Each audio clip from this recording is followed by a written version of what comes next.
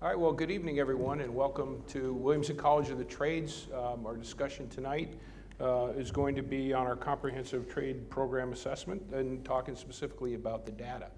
So for any of you that are at home watching on live stream, if you have questions throughout this broadcast, you can send in your questions to contact us at williamson.edu. So CONTACTUS at williamson.edu. The slides that will be behind us and that we'll be referring to are also there in a PDF file, and you can download those and follow along as you like. So I'm going to introduce myself. I'm Michael Rounds. I'm the president here at Williamson, and I'm here with our chairman, Bill Bonenberger, class of 7W9. And so we're going today to just kind of cover where we're at in this trade assessment process. Okay, so first of all, the first question, right? Why do we need to do a trade program assessment? And if you think back to 2 years ago, we sent out an alumni survey, and that to get the alumni's feedback on a lot of different things. It included how they felt about their experience at Williamson and their trade training and the things, what kind of jobs they were doing now. And that kind of keyed us into something that we noticed that it was not even across the trades. And so we decided that I think that information actually was briefed at last Alumni Day when we talked about just these are the results of the survey that you all participated in. And so we decided based on that about the same time, well, we should really take a hard look at all 6 of our programs and what they're doing. And so, the board was appointed by Mr. Williamson as he was getting ready to pass away. He knew he wouldn't be around, and he wanted the school to stay relevant and to stay current, and trusted that the board took that responsibility so that as we move through time, that we're staying up to date with how society is changing and how the work world is changing. You also know that we're going through Middle States accreditation, and that is considered part of what a normal school does, constantly assessing their programs, how effective they are, and making changes as need to be made. And then basically it's the right thing to do. I'm going to point out up here, Mr. Williamson. I am well convinced that in this country, an able-bodied young man of industrious and economical habits who has learned a good mechanical trade can not only earn a good living and acquire an independence, but also become a useful and respected citizen. So it's the mission that he gave us. As we went through that, of course, this can be an emotional issue. People can have lots of different things that they're invested in for different reasons, but the real purpose was to develop a really fair process and find a methodology and a way of assessing data that was consistent across all the programs so that we could get a real good look at the effectiveness of our programs. And that is something that we took upon ourselves to take it slow, to take our time, and to look at a lot of different data as we went forward. So this is the whole program right here. And we are right here at the end of phase 1. So you can see we started off research and data collection that really started all the way back with the Alumni Survey in 2018, included another survey for graduates that have been out 10 years or less, and then basically looking at all of the different Department of Education and labor statistics and everything else to kind of do this piece of what is the data telling us about the effectiveness of our programs. The next phase, right, is what we're going to next. And so now that we have all this information, which we're going to brief you on, the next step is what do we do with it? And so we are going to look at, how each one of these programs, every one of them, we can do something different to. We can improve. We can look at the curriculum. We can do, that's something that happens through our program advisory councils anyway, but a real hard look at how to make each one of these better. And then to see, what other possible things we could do as far as adding trades or keeping the ones we have or whatever the data is telling us that we should look at. So after that phase will really start in just another week when the board meets. The board of trustees has the data. They're taking a look at it. And then we're going to meet next week, and we're going to talk about courses of action and what things to do with the data. And then after decisions are made there, whatever those decisions are will be in an implementation phase that will take place over the next couple of years. Right? Okay. I'm now going to turn it over to Chairman Bonenberger to talk about the timeline. Sure. Let me first start by saying that Todd Zachary and Tom Wisniewski did an incredible amount of work over the past, well, since May of 2019, putting all this information together. As we go through this process, you'll see the amount of data that was collected. And as Mike said, the goal was to have data that was objective and not subjective, so that you couldn't, with as much certainty as possible, people weren't inserting their own personal feelings into the data. So that was our goal, and I think we've done a good job getting there. So I will also say that the Board of Trustees, they do have these slides. They have not been briefed on these slides, so anyone here this evening or anyone watching online is actually getting the briefing before the board.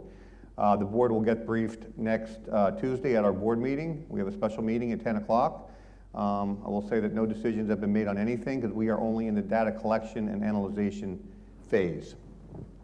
So you can see up here that we started this process, as I said, back in May of 2019, and we are now right here. And Mike presented, President Rounds presented to the faculty and staff on Friday, this same slideshow that we're talking about now.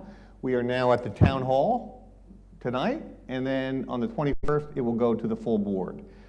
And if we are going to make any changes to the trade programs that will affect the incoming freshmen, that decision needs to be made by February, another month from now, because that is when we send out the notices to the applicants as to who was accepted and into what trade program. So we're kind of on a bit of a tight schedule. I just want to briefly talk about the different areas where we gathered the data from. And again, it's objective and not subjective. Talking about job availability by state, region, nationally, salary, typical salary ranges and requirements for each of the 6 trades, education, level of education required for each of the trades, and in the trades, the people that our tradesmen are competing with. Are they skilled labor that they're typically competing with? We looked at potential alternate career fields, at least 10 of them. We looked at graduate employment data over the last 10 years, from 2009 to 2019. Graduate surveys, you'll recall in 2018, we sent an email survey out. It was done by a company called GGA to several thousand, to every email that we had on an alumni, regardless of how long ago they graduated. And we got over 400 responses, which was like a 26% response, which gives the survey company the ability to predict the results over the entire student body up to like a 98% accuracy rate. They were extremely pleased with the 26% response. Just about 3 weeks ago, we did an alumni survey of just those alumni that have been graduated in the last 10 years. So we've got a great deal of data. We have PAC interviews. We have program admission data for 10 years, program retention data for 10 years. We looked at 141 vocational technical colleges, post-secondary schools, after high school, that are in Pennsylvania, New Jersey, Delaware, and Maryland, to see what is it that they're offering and what kind of experience are they having. And then we looked at 150 vocational high schools in that same area, Pennsylvania, New Jersey, Maryland, to again see what they were offering. And lastly, we're going to be looking at our student capacity limits by program. How many people we can put in, how many people have we been putting in each trade program, and what are our limits in each trade program? So this is how we're going to present the data. It basically breaks down into 4 sections, and we're going to cover them in this order. And so the first is career opportunities. Then we'll look at our admissions data, retention and graduation data. That's section 3 over the last 10 years. And then section 4 is really looking at the educational programs at the high school and VOTEC level that are in this area and the things that they're offering. So we'll start off first with career opportunities. And in each one of these sections, we'll have a lead-in slide that will kind of show you where this information is coming from. So what is the stuff we're looking at? We're looking at initial jobs by trade program, right? Where are we getting that from? That's all our internal information. Median wage of these different jobs that are going on there at the U.S. state and regional level. Department of Labor data, current and projected labor growth, again, U.S. Bureau of Labor Statistics, current and projected job availability, National Center for Construction, Education and Research, required career education, so program advisor committee interviews, all those things, and then the graduate assessment on career viability and longevity is based on the information we gathered in those 2 surveys. This one in 2018 was to all Williamson graduates, and this one was just to Williamson graduates that graduated in the past 10 years. So before I show you the next graph, I just want to explain some things. So if we're going to present these, first of all, in order of alphabetical order. So we'll go through each trade and we'll show you some things. When you hear the word occupational category classification, OCC, that's just as you look at all the Bureau of Labor Statistics, and they have all these jobs listed and they group them into what they call occupational category classifications. So as we track what jobs our guys are going into, those are the major ones that each trade sends guys into. Those are the OCC, that's the data that we use that may encompass many different types of jobs that are part of that. As I mentioned, the top 2 or 3 are displayed based on our 10 years of recent graduate data. And there's tells you kind of where all the statistics can come from. And yeah, like Bill mentioned, Todd and Tom Wisniewski, reams and reams and reams of data. So a lot of data that they've sifted through to come up with a way to present it that we can be consistent across the board and show everyone the same way. So let's look at carpentry first. So again, over the last 10 years, 52% of our guys went into what we call the carpenter OCC, and 42% went into construction management OCC. That's not 100%, obviously, other guys went other directions, but those are the 2 primary things our guys went from carpentry, went into those jobs. So now you see this A, B, C, D, E, and F, and you color coding. So let's take, we have a grade for each of these categories, A, B, C, D, and F. Let's take the first one, annual salary. So how do we come up with this? We have to have some reason to, just what is an A, what is a B? All of these are linked to the data in some way. Just for example, for the salary, this represents, I think, a guy that's married with a kid maybe at the poverty level. So we don't want our guys going out. If they're getting starting jobs at the poverty level, it's not so good. The C would represent basically what the median would be for somebody with an associate degree going out into this field, right? And then obviously higher than that is better. So B up to A. And that's kind of how we did that with salary. We did similar things with the national employment growth. That's this bar here. So if the growth is greater than 10% predicted in the future, then that's an A. 5 to 10% growth is a B. 0 to 5% growth, C. Now if it's losing, right, losing ground, it's a D, and greater than 5% decline as projected would be an F. We also looked at the national job openings per year based on numbers, right? These are quantitative numbers.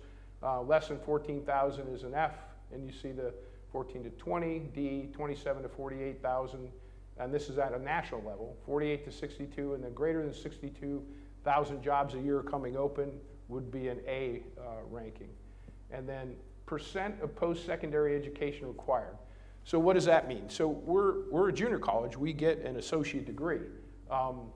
But in these OCCs, what percent of those people what do they require for post-secondary education? And not necessarily an associate degree, but a certificate or something beyond a high school education.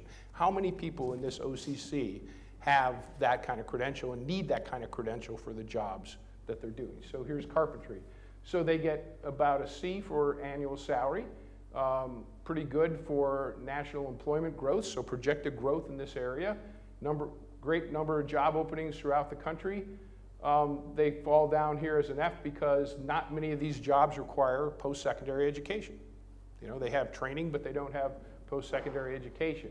So that's the guys that go into carpentry. Now, if you look at the second OCC, construction management, you see a lot better picture there. So now these are first-line supervisor of construction trades.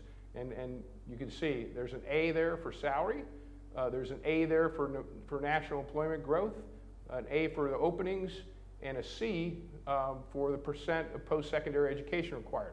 which makes sense, right? Now we have more people, more jobs in this field require post-secondary education, right? So that would help. Obviously, if that's higher, that means probably the wages are higher, right? In those kind of jobs, because people that don't have post-secondary education can't compete for those jobs. So that's what carpentry looks like. Those two main OCCs that our carpentry grads go into. Any questions? It was kind of long, but this is what we'll use as we go through. Yes, Bob. With the particular category of carpentry, I'm just curious if the data from the U.S. Bureau of Labor and Statistics is based upon commercial construction or all construction as a whole, residential, Yeah. commercial? So the question was, is the data from the Bureau of Labor based on commercial construction, residential construction? It's basically any of the jobs. There's, how many jobs in that OCC, Todd? I mean, there's Roughly between 15 and 20 jobs rolled up in generally most OCCs. So for example, the carpentry one could have underneath that residential carpentry, construction carpentry. So that's why, we can look at what level of data do we, we'd be here for days if we looked at every one of them. So the Department of Labor rolls up categories called OCCs. And that, so underneath the carpenter, production, construction carpenter is a myriad of different jobs within that carpentry field that are rolled up. So for those that can't hear the microphone or listening at home, the question was, does that include residential? And the answer was, these OCCs are 15 to 20 different job descriptions that all roll into that. So the answer is yes, that takes into account all of those. And we look through all of those to try to find which ones were relevant to the jobs that our guys are going out to. So good question. Okay, so that's carpentry. Move on to horticulture and turf management.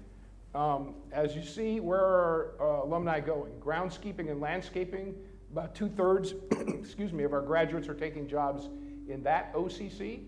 And arboriculture, about 12%. Arboriculture is mostly tree pruning and trimming and those kind of things. Okay, just a note, the majority of horticulture students start in positions within this landscaping and groundskeeping workers column. Very few start as first-line supervisors, so there weren't that many that actually went in. We have had a couple that go into those supervisory construction OCCs, but not many. So if you look at these three OCCs, first-line supervisor of landscaping lawn service, right? The salary is about a C. There's a lot of expected growth there. The national job openings are not so great. And the percent that requires post-secondary education is a B, so pretty good. The landscaping and groundskeeping workers is a much different story. So I think mainly because of the fact that very few of those require any post-secondary education. The salaries are very low, even though there's lots of work available and expected lots of work out there. And tree trimmers and pruners, right? So that is also where the arboriculture guys go. And again, wages at a D level, lots of work out there and lots of growth going on. Lots of growth in the field, not a huge number of openings. And again, because there's very small percentage that require any post-secondary education. Questions on that? Okay. Again, same scale. Now we've gone to machinists, to machine shop alumni. Almost 60% go into machinist OCC, and 27% go into a technician/mechanic type role. Okay, and those OCCs, this is how they look. Pretty much C's across the board. For salary, employment growth is average. Job openings pretty average, and about 50% or so require some post-secondary education at a C level, 40 to 60%, right? Machining, industry machinery mechanics, which is this OCC, is about the same, a little more expected growth in that area, but basically all the other things are about the same. Questions on that? Okay, now we're on to masonry. And if you look at where do our mason graduates go? 55% of them go right into bricklaying and mason jobs. 20% of them go into construction management. Okay, and you can see the difference in the OCCs here. So if you're going into being a bricklayer, a mason, the salary is pretty good, 40,000 or so. There is expected growth in this area, but the job openings are not that great, and very few require any post-secondary education. So you know, that part is not, that's not a requirement to go out and be a brick mason and a brick and block, okay? This side now is when the guys that are going off into first line supervisor or construction trades, construction management type jobs. And you can see that's a good chunk of our guys, 20%. And now we're up to 50% or so of these jobs out there require some post-secondary education, and the salaries are good, the employment growth is good, and the national number, you know, jobs openings per year are good. So pretty good looking stats there for construction management.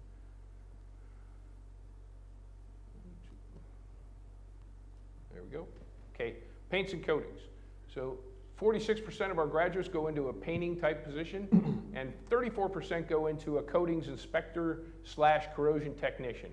Now you notice in these building inspectors, right, this number, 34%, it's kind of a niche. The closest thing, there was no OCCs that had any kind of a job title like corrosion technician.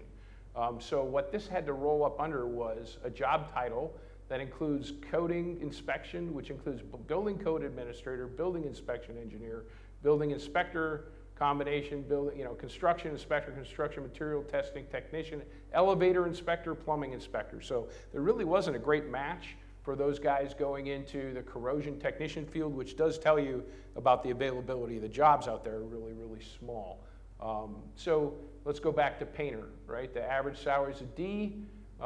There is expected employment growth, decent there. National job openings are about average, but again, the requirement for any post-secondary education is very low. Over here, the closest thing we could find to corrosion technician kind of thing is these construction and building inspectors, where again, you know, much higher requirement for post-secondary education, leading to a higher salary. Definitely employment growth there, although the number of job openings is fairly small in that area. Questions on that one? Okay, now we're at power plant. Power plant, 47% of our graduates have been going off to be operators, and about 36% in kind of some field service engineer type position, 36%. So if we look at these three OCCs, the power plant operators, the salary is really good. You know, the national employment growth is decent. Job openings per year is pretty small all across here, which is interesting. And I think because there's probably not a lot of, you'll see, not a lot of programs are out there to train these guys. And then, you know, a D for post-secondary requirement education. Engineers and boiler operations, stationary engineers, again, a B for salary. Employment growth looks pretty good with the B. Again, not a whole lot of openings in that job field, and a D again for the fact they need post-secondary education. And this mechanical engineering technicians, good pay, job growth, not a lot of jobs. We didn't have any data on any requirement for post-secondary education for that specific OCC. Okay. Now, just for comparison, we looked at a couple others that we don't have, and how do they look on the same scale, looking at them the same way objectively with the same scale here. And so HVAC is decent for salary. National employment growth is really good. There's a decent amount of job openings and a much higher percentage now that require post-secondary education there. Electricians, a B for salary, a B for national employment growth, a lot of job openings here, and again, a relatively high number that require post-secondary education for electricians, and then for plumbers. And again, about a C for salary, Bs for employment growth, job openings, and the percentage that require post-secondary education. Okay. I'll turn it back over to Bill. Okay, so we're going to go over some of the key findings of the 2018 survey. Do you have a question, Bob? Go ahead. Yeah, I just had one question. With regards to job classifications, I know many guys with a technical background that got into sales positions and did fairly well in their careers. Was there any category that ever addressed sales reps? So we, not that would rate as one of the top 2 or 3. We didn't look at every single job that every person took out of here, but we looked at the top 2 or 3 that our graduates were going into. So yeah, we recognize that that's why it doesn't add up to 100%. But again, we don't have a program to train that specific skill. We're looking at the training that we're doing in our trade program and where they're going into that field. And I think part of the data that we're going to go over now is going to help maybe flush some of that out. One of the reasons that we did the 2018 survey and sent it out to every single alumni that we had an email address for is because we wanted to find out why it seems that more and more of our alumni are not engaged. Why each year, and I'm not just talking about financial support, but I'm just talking about being involved, coming to Alumni Day, coming to Alumni Association meetings, coming to any of the events we have on campus. There's many people that graduate from here and we don't see them again for 25 years. And we wanted to try and see if we could get a handle on that. So, what we found out through the survey is that Williamson alumni, those that responded, 88% feel very positive about the school and very loyal, 84%. Much fewer alumni feel connected to the college, and that's for a number of reasons. 23% feel low levels of connection. Now maybe that means that we're not touching them enough, maybe we don't have the right emails. It's a whole series of reasons why, but we've got to change that for Williamson to be healthy. Power plant technology, carpentry, machine tool technology. The overall results of the surveys of those alumni rated highly overall for career opportunities. Most of them, you'll see, still work in their trade or something closely associated with their trade. Masonry, painting, coatings, horticulture rated much lower. And most of them, you'll see, were not, the program that they ultimately graduated from was not their first choice. And we know from history and data that there is a direct correlation between graduation rate and whether you got into your first choice trade. So I just want to summarize a few things. We have the trades across the bottom, and the question is, I graduated from my first choice at Williamson, my first choice in a trade program. Carpentry, 95%, masonry less than 50, horticulture, 95%, machine tool, 70, painting and coatings, just under 50, power plant, 95. So obviously the converse of that is that they did not graduate. You know, it clearly shows that 54% of the Masons did not graduate. You know, masonry was not their first choice, and so on and so forth. Okay, Mike.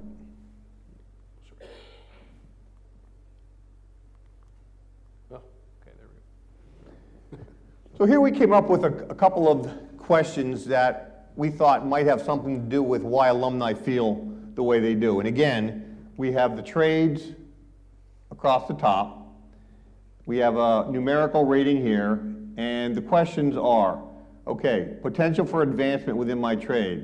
As you can see, carpentry, 88%, masonry, 67%, horticulture, 58%, machine tool technology, 89%, painting and coatings, 59%, power plant, 89%. And I'm not going to read them all, but reasonable pay, obviously that could have a lot to do with how you feel about your school if you don't feel that you're making a living wage, or you feel like you're competing against people that have no post-secondary education and they're making as much as you are. Steady employment. What that means is, you know, are you working year-round? Are you getting laid off in the winter? When it rains or it snows, is your job weather-related where you stay home that day and don't work? Because it doesn't matter so much what you make per hour, what your hourly rate is, it's how many hours you get to work in a year. Good working conditions.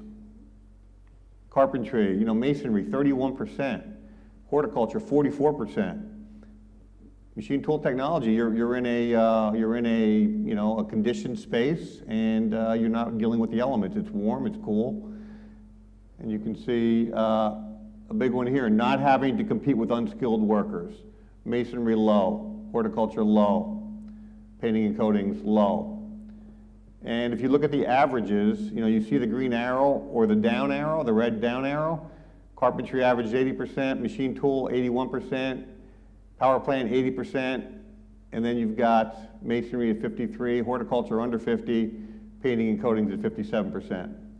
So that corresponds with the previous slide in terms of how alumni feel about Williamson and why they might feel that way. Next slide.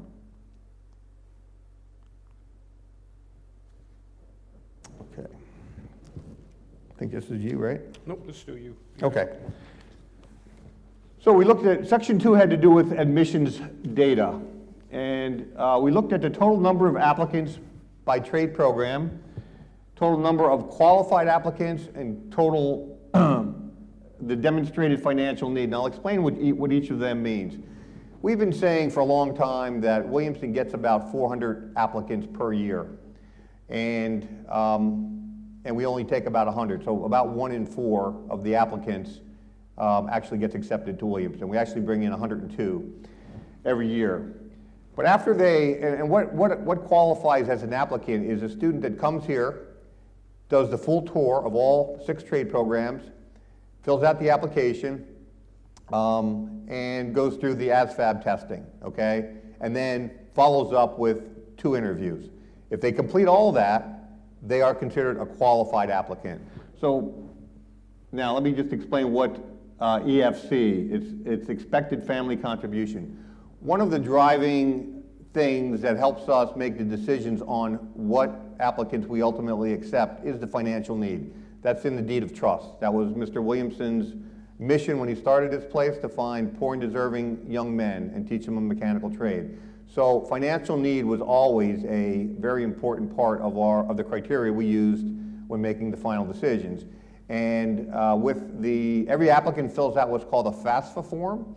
We have an outside company that correlates the financial information and gives us what's called an EFC, expected family contribution. What that means is it tells us how much in dollars and cents that family, based on their financial information, could afford to pay for that student who's applied here annually. And we'll get to that data in a second, but that's what EFC means. Go ahead, Mike. Okay, so on the left side of the vertical column here is the average number of applicants per year. And as you can see, Carp Shop, and remember this is 10 years of data, and if we went back more than 10 years, it would still be relatively the same.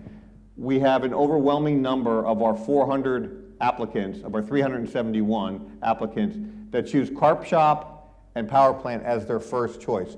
These are first choice applicants is what we're seeing here. Masonry, 59 applicants. Machine tool, 42. Horticulture, 42. Paint, 38.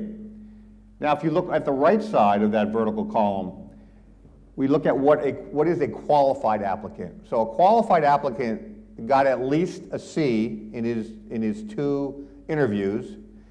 He met our financial.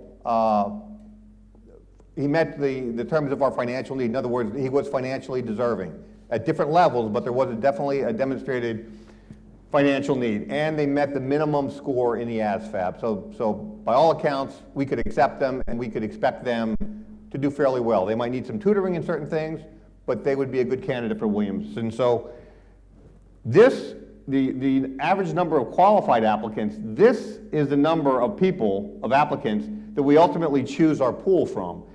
And this is what we admit every year.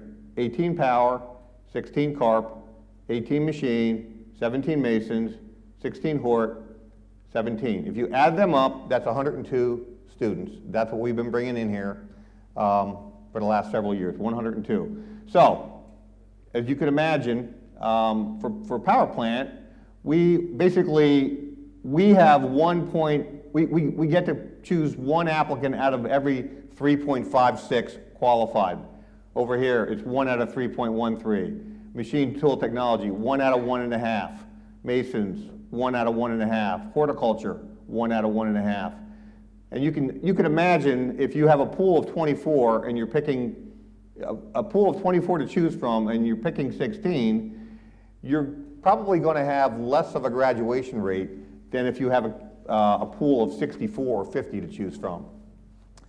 Paint, unfortunately, we have not had even enough qualified applicants to field a full allotment of incoming freshmen, and that's been a problem. So next slide. Okay, this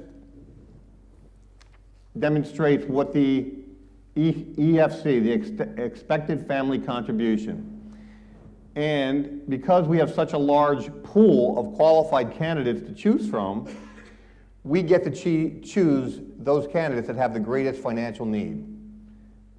And as you can see, power plant and carpentry, because we have the largest pool to choose from, have the lowest EFC.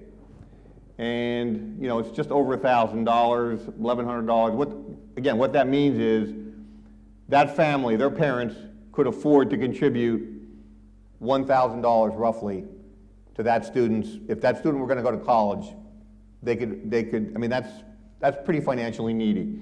And as you go up from machine tool to masonry to horticulture, ultimately the smallest pool that we had to choose from are the students that have the lowest financial need. This family, the typical paint shop applicant, their family could afford $3,605. Not that that's a lot of money. It's not, because your average state school with room and board is $26,000 or $27,000. So you're still borrowing a lot, getting Pell Grants or whatever. But this is where we're meeting our mission 100%, and gradually a little less and less. Go ahead, Mike. Okay, so yeah, and that's maybe, you know, counterintuitive, but it actually is true that the bigger pool we have and we focus on the financial need, then, you know, we have a better chance of getting the most deserving, financially deserving kids in.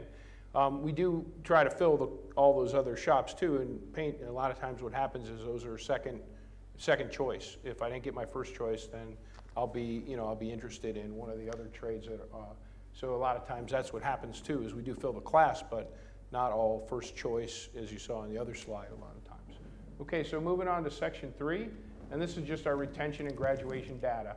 And the things that we're looking at, the graduation rate by program, the placement rate by program, initial salary by program, student withdrawal and dismissal rationale, graduate assessment of the trade programs. And again, this is all based on our data that's within the last 10 years. The graduate survey data that goes along with basically the initial salary, we don't have a lot of great data on that, so it's mostly just out of our surveys, and primarily a lot of it just from our last year, as we finally were able to sit down with every one of the seniors and they, you know, ask them to tell us what they were going to be making. So as how we display this data, you know, graduation rate by trade program over the past 10 years, initial employment over the last 10 years. And that's, again, right after graduation. So we don't have a great way of tracking these guys a couple years down the road. And we know that, you know, almost all our guys get jobs when they come out of there, so that looks pretty good. Again, this stuff is all from the information that we got out of these surveys over the last 2 years. So let's take a look at how that looks. Okay, average graduation percentage over the last 10 years. So what this says is that a student that comes, when we bring in a class of power and carp guys, about 85% of them graduate 3 years later. Okay, a little less for horticulture, about 3 and 4, and that's really about our average here. Machine shop 72, paint 70.6, and masons at about a 61% completion rate. As I mentioned, you know, this is just they're getting employed in their field of training in the last 10 years. So initial employment. It doesn't say anything about what they're doing 2, 3, 5, 10 years later, but as we expect, you know, everybody is pretty much getting jobs in their field. We have the career fair with 170 some companies there. They're looking for all of our trades, so the opportunity for all of our guys to get good jobs in their field is there, and we're doing pretty well with that. Now this comes back to the Alumni Survey, and basically is asking these questions. Training in my trade program prepared me for the demands of my career field. So you could either strongly agree, not sure, disagree, or strongly disagree. And you can see that between, you know, in the carpentry, right, 95% either agreed or strongly agreed that this program here prepared me for what I needed to know when I went into my career field. And so that relates right there. 90% said yes. That training I got is related directly to what I'm doing in my job. As you look down here in horticulture, You know, the strongly agrees, only 8%. Agree, 61%. And then undecided, disagree, and strongly disagree. So only about, you know, over half of them say that, you know, the current job I have relates to the trade program that I was trained in horticulture. And 43% said, no, it doesn't. Moving on to machine tool. Again, a pretty good correlation here. You know, so over 60% that basically agree that the information I got in this field. The ones that kind of agree or disagree and strongly disagree are the ones that kind of go into more like maintenance type fields, which we really don't train a lot of our we don't train our machinists on, but there's a lot of them that go into that direction for you know, for whatever reason. So 60% say that, you know, that the training I got is what I needed to go into my field, and 40% no. Masonry, you can see again, you know, 86, 87% that said yes. The training I got is what I'm using in my field, 13% no. Paints and coatings and power plant, the last two, so 64%, about 2/3 said yes, and 1/3 said no. A little higher for power plant, 81% said yes, the training I got here at Williamson in the power plant program is relates to what I'm doing. Right, 20% no. Okay, any questions on that?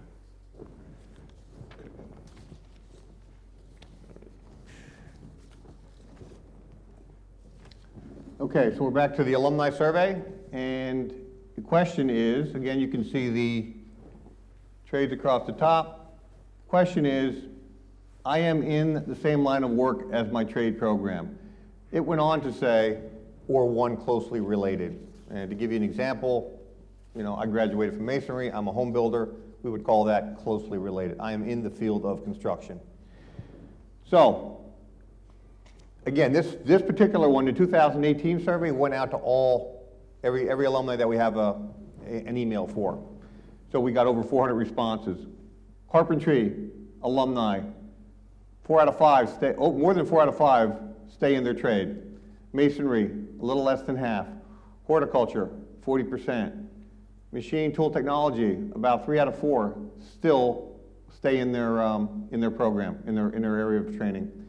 Painting, 55%. Power plant, 82%. Another really important question. If I were a high school senior, I would attend Williamson again and study the same trade. Carpentry, 90%. Masonry, 66. So 2 out of 3. Horticulture, 57. Machine, 83. Painting and coatings, 47. Power plant, 91. And again, it kind of gives you an indication why carpentry, machine, and power plant, why those alumni feel much differently about Williamson than the other 3 trade programs. Mm-hmm. Okay, the last section now, educational programs. And so this is where a lot of work went in with Todd and Tom and Colin and getting on the internet and finding schools, right? So focus of research in the 4-state area. There were about 150 high schools in Pennsylvania, New Jersey, Delaware, and Maryland that were vocational and technical high schools. In that same 4-state area, there were about 212 college and universities that had vocational and technology programs, right? So what we're going to take a look at is so that's a lot of schools. So what they kind of did is we look at the graphs here, is we said, let's narrow it down a little and let's just see what we have within 75-mile radius of Williamson. So that became a more manageable data set and really is representative as we go further out too. So within 75 miles radius here, we have about 72 high schools, vocational high schools. And in those high schools, 72 schools, 58% of them have a program in carpentry and 43% in precision CNC manufacturing, machining technology, 25% bricklaying, 24% some form of horticulture, landscaping, turf care, 6% painting and decorating, interior finishes, and the closest we could find for a power plant, right, as you wouldn't expect that, but energy engineering, green energy, about 6% of the schools offered a program in that. And here's some of the other programs that were offered in these schools that we don't offer. So culinary arts, 88% of the schools offered something there. Automotive technicians and mechanics, 83%. Collision repair, auto body, 64, electrical trades, electricity, industrial electricity, 62%, welding and fabrication technology, 56%, HVAC, 50% of the schools offered something along those lines, plumbing, 36%, and then 33% some type of a building trades general construction type program, diesel technology, small engine repair. Those were the programs that we found the most popular programs in these high schools, okay? Okay, so now we're moving on to most popular VOTEC programs in our 4-state region, 58 schools in this 170-mile radius here that we looked at. Now you notice as we list, here's our programs and here's other programs. These are what's taught at the post-secondary level, and the arrows up in green, down in red, or side to side. What that basically means is for this automotive manufacturing technology, CNC, that 50% of these schools at post-secondary level have a program like that, and that's a much higher number than high school, right? So that's a larger number than at the high school level. Horticulture, turf management, about 21% post-secondary, and that's about the same percentage of the high schools that would offer that program in the area. Energy management, energy systems, other power plant type things, 14% of the schools offer some program in that, which is higher than what was in the high schools. In carpentry, about 10% of the schools, which is about equivalent to what the high schools offer, about 10% had some type of carpentry program. Only 3% have a masonry or bricklaying, and that's similar, not as many do that at high school level either. And then paints and coatings, we couldn't find anybody else that had a program here, and there were just a few at the high school level. Again, some of the other programs we don't have, HVAC, 41% of the schools did HVAC, electrical trades, 40% did that, automotive tech and mechanics and culinary arts were a big chunk, but less than at the high school level. Welding, fabrication, about the same, 34%. Electronics, fabrication is higher, 28%. And then here's a couple that are building trades, general building trades, construction management. About 24% of the colleges have a program in that, or in some kind of residential construction type program, and you can see the numbers go down from there. So again, that just gives you an idea of what other people in the area are offering as far as programs related to secondary and post-secondary education. Any questions on what we're showing there? Okay. The schools post-secondary, are a lot of them like community colleges? Yes. So post-secondary, yes. Anything that offers an associate degree, even some kind of a certificate, but after high school, right? They offer a multitude of different degrees. Yep. There were some that offered 4-year degrees, some that offered certificates, some that offered associate. Yeah, so those that can't hear at home, that includes any kind of degree. It could be a certificate, could be an associate degree, could be a bachelor's degree, but any kind of degree program. Another question? Yes, Bob? Of the 150 high schools that offer trade program, something like that you had up there, was any data collected on how many of those students pursue post-secondary education out of that high school level? I don't believe so. No, we couldn't. We would have liked to have known that data, but we couldn't find a source that would enable us to collect it. The question was whether of those vocational high schools that offer a trade program, do we have the percentages of those students that went on to post-secondary education? We don't have that data.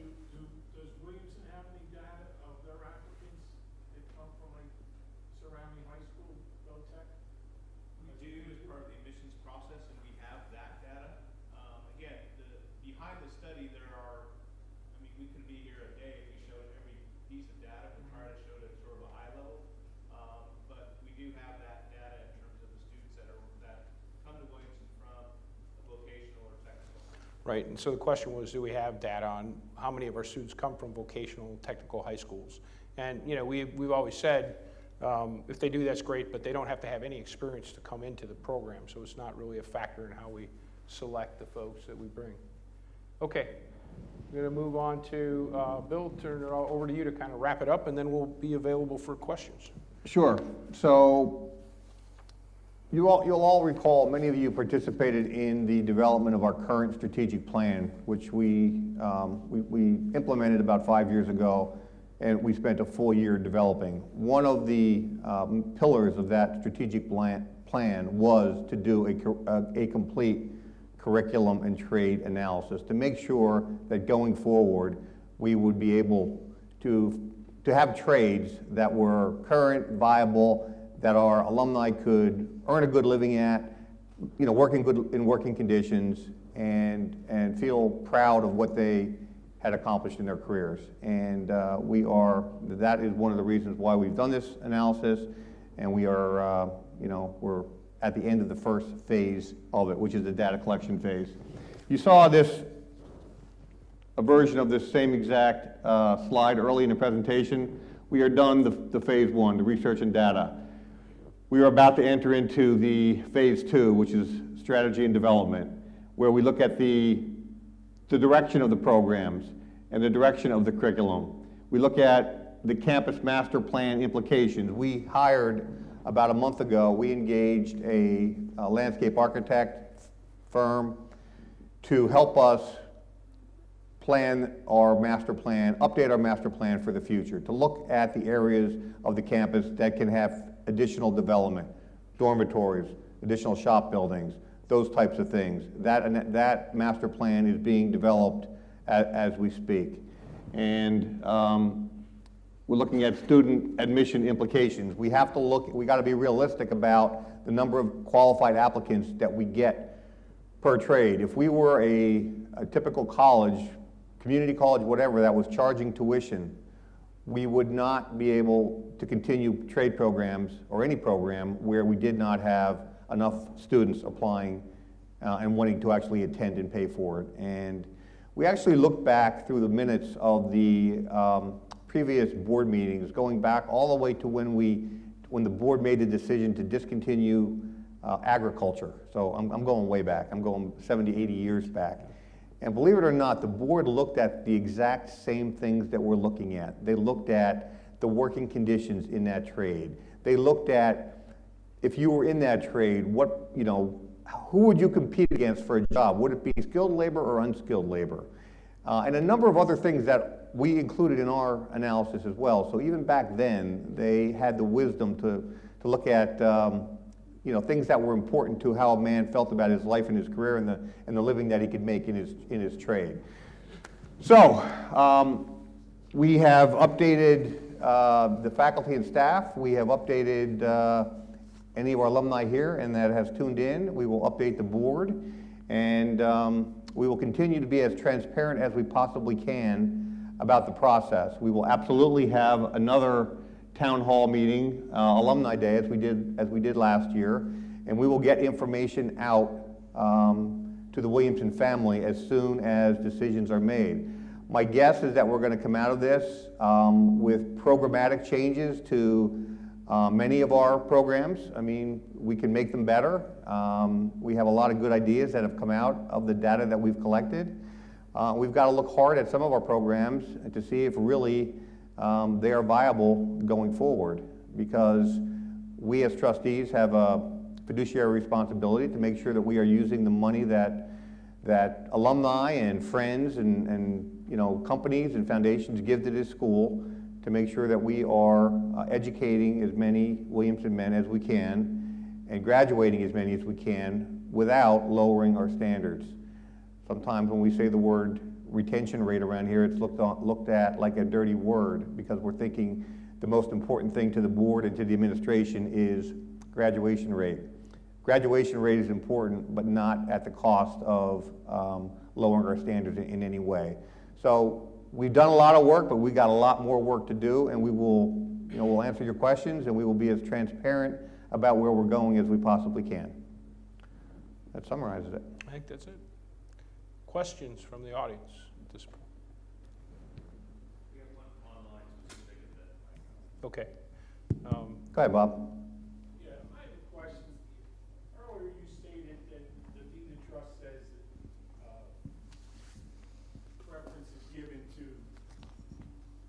I believe the deed of trust, as I recall, it states that. Can we go back to that one, Mike? Can we go back to that slide? Yep. with according to financial need, its preference will be given to those of financial need. But it doesn't say that every applicant has to prove financial need. Has that wording been changed in the deed of trust? No. No, I don't believe it has. So it would still say preference will be given. Is that, So my I think you just question, went past it. my question is, with that slide you had up with the $3,000 that the parents could afford for a painting student, why couldn't that be bumped up to $5,000 or $6,000? So we don't walk away with empty seats. Well, we're not walking away with empty seats. We did this year. Huh? We did this year. We we offered. did this year because we ran out of people on the waiting list. And so I'm telling you right now, Bill mentioned what's a qualified applicant. Qualified applicant is somebody that passes the ASVAB and passes their grades for their interview. We don't rule anybody out for their income, but we rank order them in that way.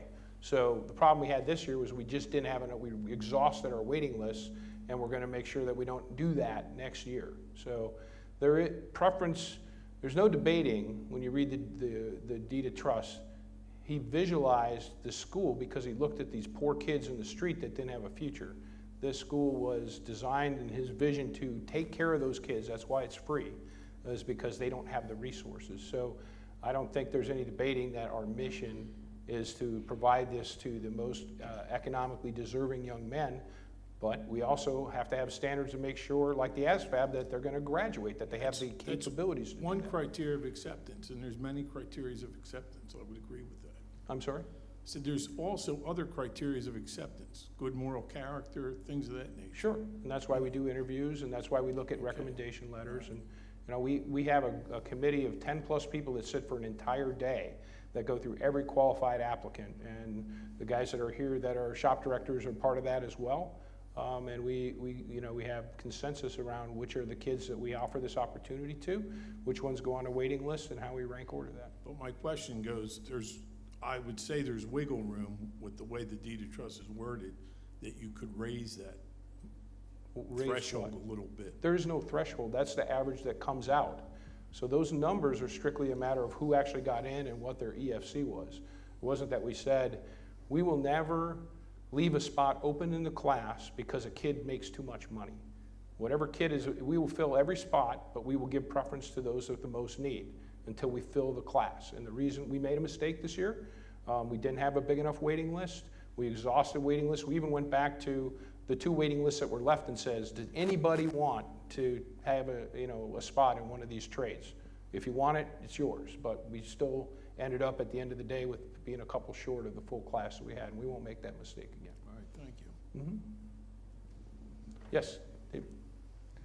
This is more, is there any data as far as the ASVAB? We rely on it heavy. Is there a nationwide decline in people that score well on the ASVAB? My experience 20 years ago, I guess it was, doing robotics, we saw that the kids that were involved in it, their mechanical ability really start to head down. I don't think we have any particular data that would indicate that scores have been dropping. I would say anecdotally, if I were betting, I would bet that scores have been dropping. And certainly students, applicants are less, in a lot of ways, mechanically inclined and mechanically experienced than they were 10 years ago, 20 years ago. Maybe the advent of the video games and smartphones. Kids, they're not outside doing some of the things that we all got to do. And so I would say definitely I can't prove it, but I would say that they definitely have gone down. And then the second part is, will that have an adverse effect on us screening for pool? We wait heavily on the ASVAB. Right. Our ASVAB requirements are not. No, they're minimum requirements, and they're designed to screen out the guys we know. But you make a good point. Like, do we have any strong data to back that a 76 is good enough and a 74 is not? We don't, and we have to try to do a better job in assessment. If we find a kid that does fail out, we'll go back to But I mean, there are colleges all over the country that are throwing out the SAT and ACT now because they said it's a standardized test. Like, how much does that really reflect on the ability of the person, you know? So we look at a lot of things. We look at the ASVAB. We also look at their high school grades and the classes that they took, and we try to make a holistic, you know, evaluation that they are capable of completing the academic work that's here.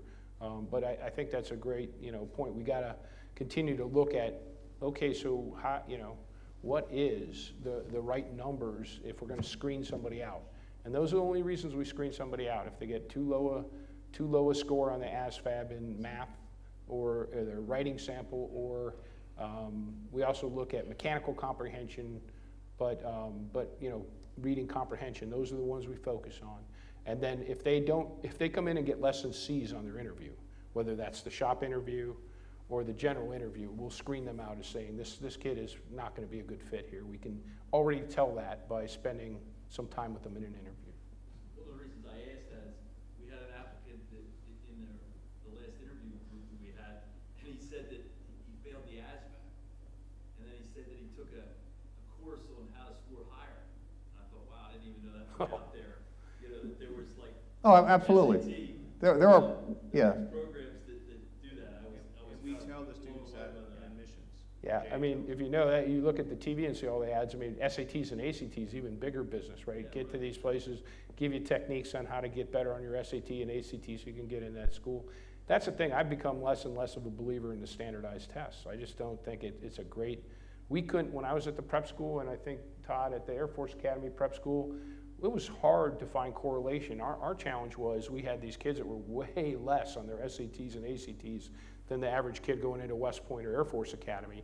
And they would always beat us up. And there was no correlation between which kids persevered and graduated all the way from West Point or the Air Force Academy to what their scores were coming in. Because guess what? A lot of it is, are they going to do the work? Are they got the right attitude, right? Are they going to work hard and take the time to do it? So, you know, it's in any admissions process, you know, it's hard to try to judge, as you know, is this kid gonna be a good fit here?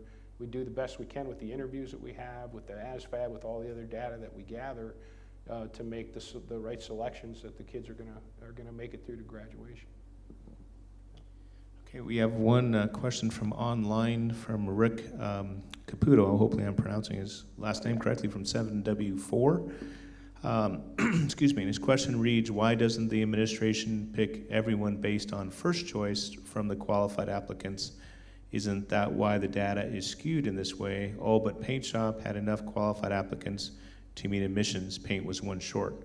So I think it's kind of very similar to the question that was asked previously, but that's the question in terms of the admissions data. Right, so I guess, so Rick, hey, watching from Texas, I think. So, yeah, you know, again, as we go through, we rank those guys first that are first choice, and so we go down the list and we try to fill all the first choice ones first. But you know, if we got guys that are C minus and very low ASVAB and very high family income, you know, we will look at others.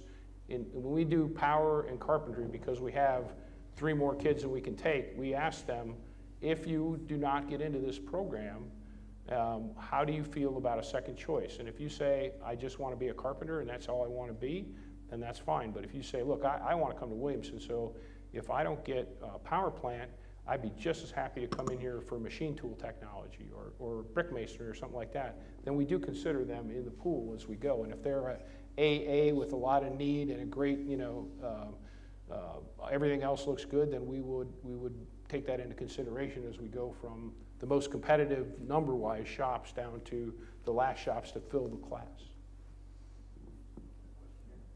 Yeah, when Williamson becomes Middle States accredited, will that change, you know, the admissions criteria for the ASVAB, or can we do away with the ASVAB? Can we? Yeah, we could if we found a better test. Yeah, we've talked about that in the past.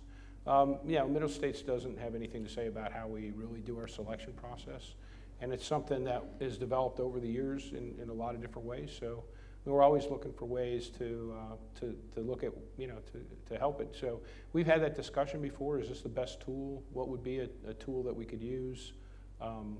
You know, we're still open to looking at those kind of things, but I guess with the ASVAB, at least we have a comfort level of having it done it for so many years that we at least have a feel for which kids will be able to succeed here and which ones maybe won't, and not have to have a kid fail out because they can't get a high enough, you know, not have the skills to do it. Did that answer your question? Okay. Anything else? Okay, we'll call it. All right, thank you all for coming.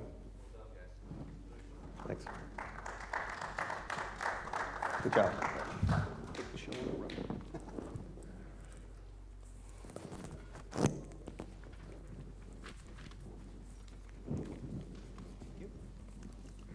That was good.